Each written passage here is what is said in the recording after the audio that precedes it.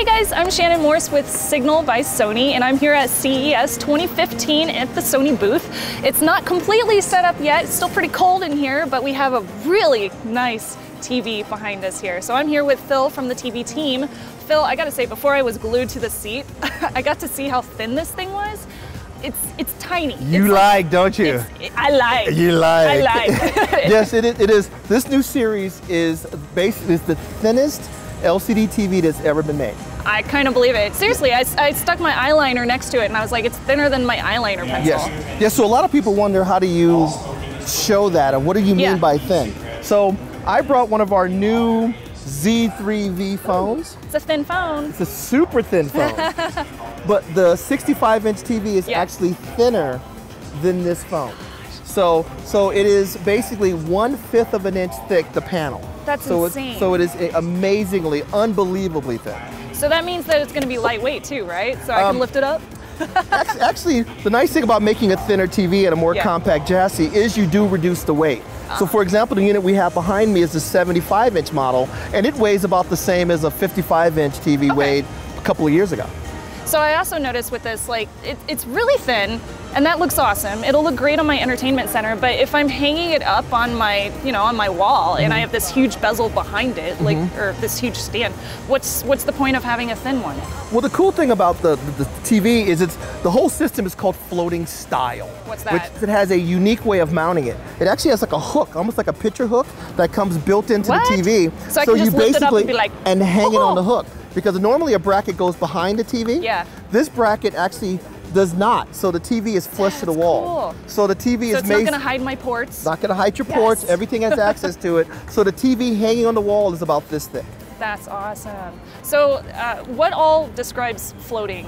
Okay, so floating design is basically three things. How thin it is, the ultra flush mount that we created, and then also the way the screen is designed. The image kind of floats on the front of the screen, so it almost seems like it's a window instead of a television set. What? How does that work? Well, the first thing is there's a layer of glass that goes from edge to edge, and then the bezel is incredibly narrow. So if you look at it, it looks like it's just a picture just floating there. It looks like a picture, yeah. Well, I'll be honest, sometimes I see really cool new things like this, but sometimes it's just a gimmick. Am I going to end up just sacrificing my image quality because it's super thin? Well, we've always said there's more to 4K than just resolution. We did that 3 years ago.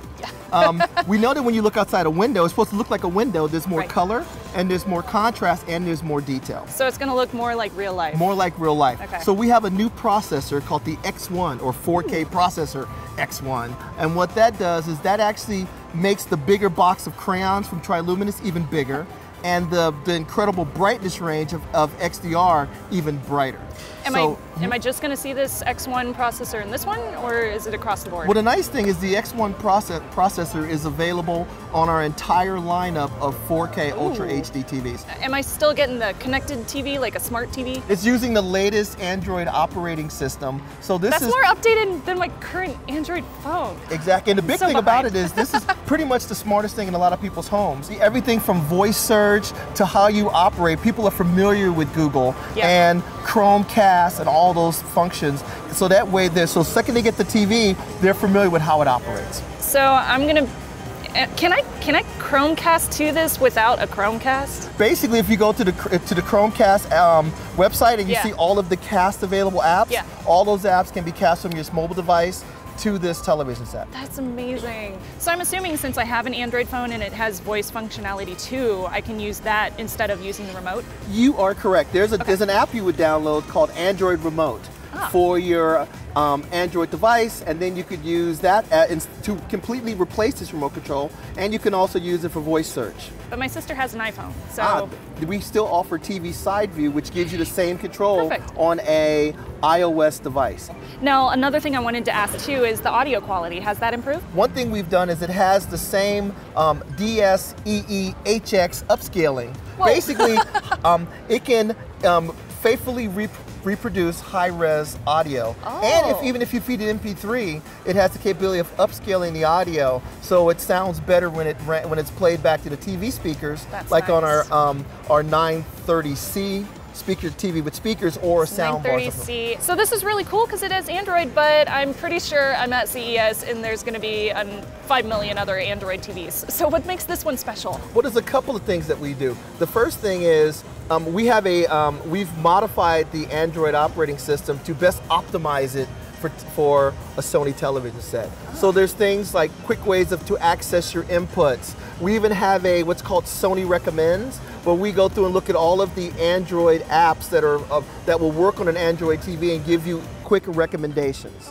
And then of course you also this is the only Android TV that also gives you access to PlayStation Now.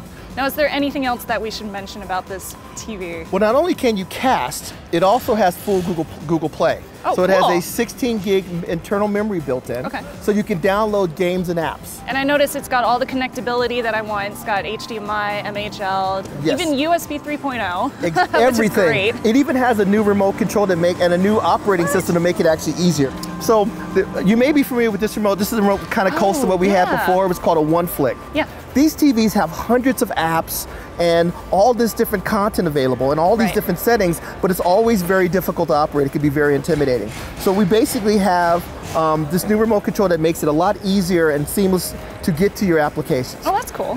If I hit the button that says Discover, the little bar that comes up along the bottom will pop up now. And now not only can I see my favorite TV shows, I can directly link to my channel guide.